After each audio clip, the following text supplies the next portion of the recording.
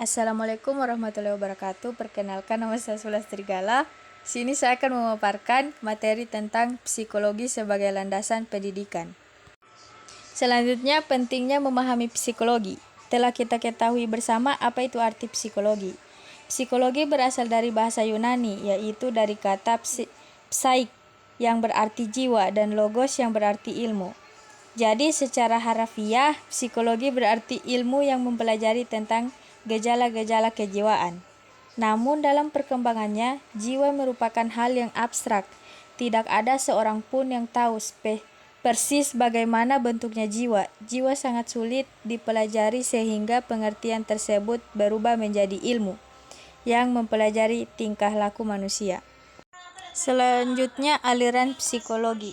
Struktur adalah sistem transformasi yang mengandung kaidah sebagai sistem lawan dari sifat unsur dan yang melindungi diri atau memperkaya diri melalui peran transformasinya. Struktur terdiri atas sejumlah substruktur yang terkait oleh struktur yang lebih besar. Struktur harus dilihat sebagai suatu totalitas meskipun terdiri atas sejumlah unsur. Selanjutnya, hubungan psikologi dengan ilmu lain.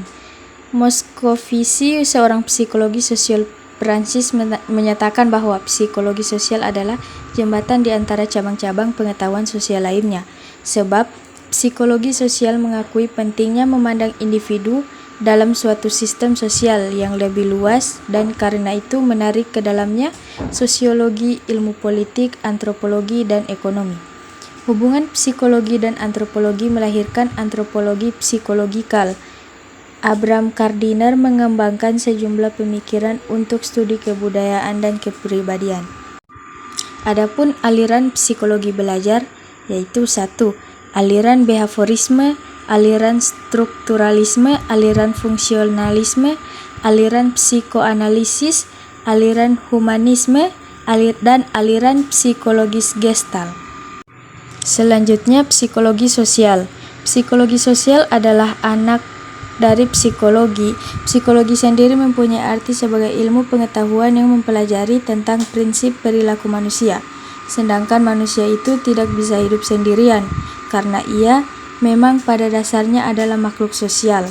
Manusia itu hidup dalam suatu sistem sosial.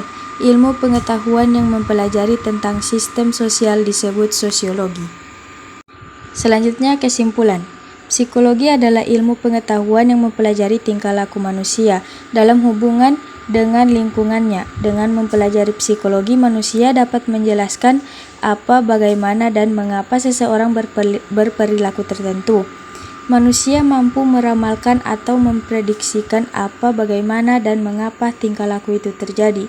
Psikologi perkembangan yakni suatu cabang dari psikologi yang membahas tentang gejala-gejala jiwa seseorang, baik yang menyangkut perkembangan ataupun kemunduran perilaku seseorang sejak masa konsepsi hingga dewasa.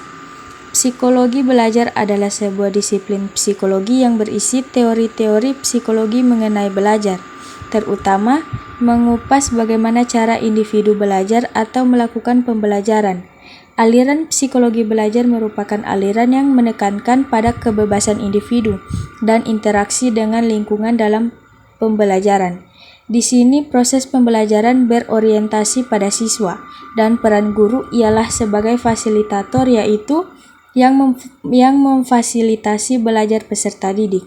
Psikologi sosial adalah cabang psikologi yang berupaya memahami dan menjelaskan cara berpikir, berperasaan, dan berperilaku individu yang dipengaruhi oleh kehadiran orang lain. Kehadiran orang lain dapat bersifat aktual, diimajinasikan, dan diimplikasikan.